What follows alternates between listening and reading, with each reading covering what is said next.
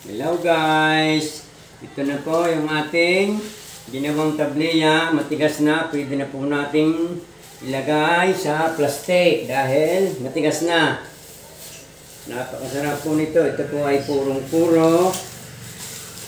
Pwedeng gawing kape. Pwedeng gawing pang champurado. Napakabango po ng amoy. Kung kayo mapapades po dito, anong bango? Ng aming ginawang tabliya.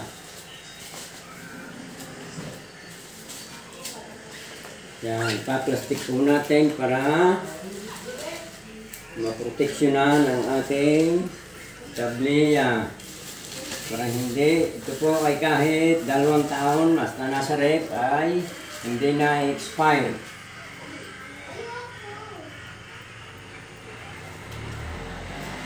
Yan.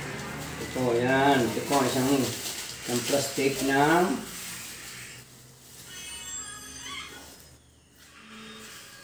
tabliya. Yan. Ito po isang plastic. Magre-repack na tayo ng ating ginawang tabliya. Kasi matigas na. Pagka ito po ay bagong gawa, ay hindi po natin pwedeng i-repack. Dahil malambot.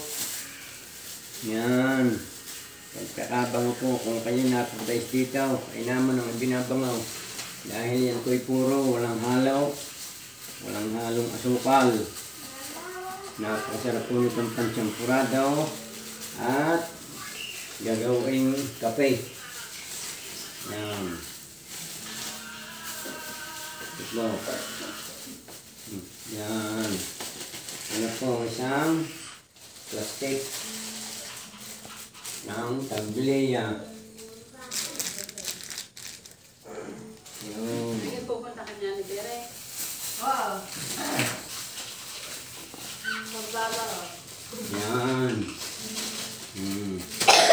Yan. Tabliya, ito'y pare-pareho ang bilang. Para hindi nagkakaalamangan.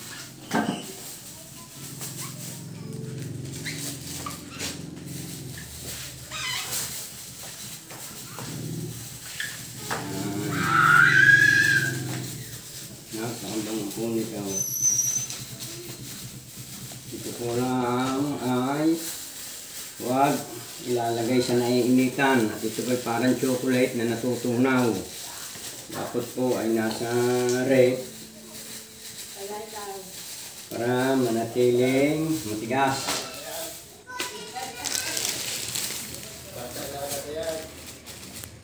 Yung ito'y initan ito.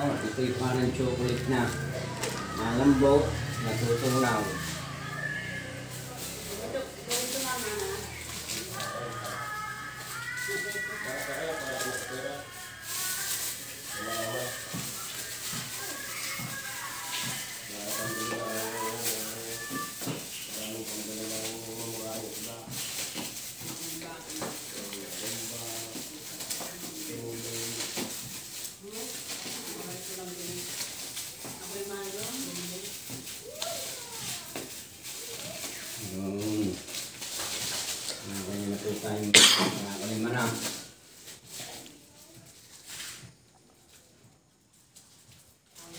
Yan.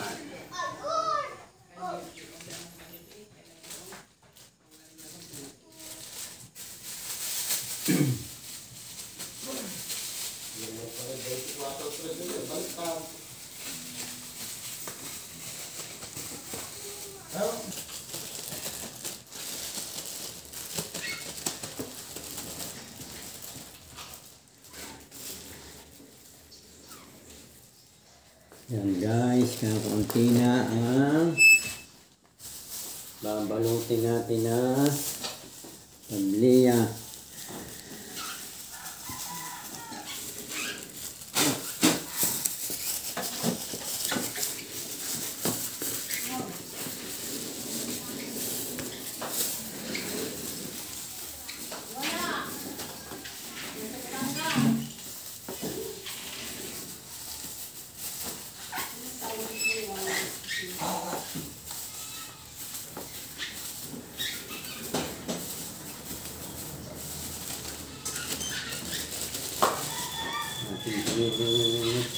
pinapatas na nagalaw para hindi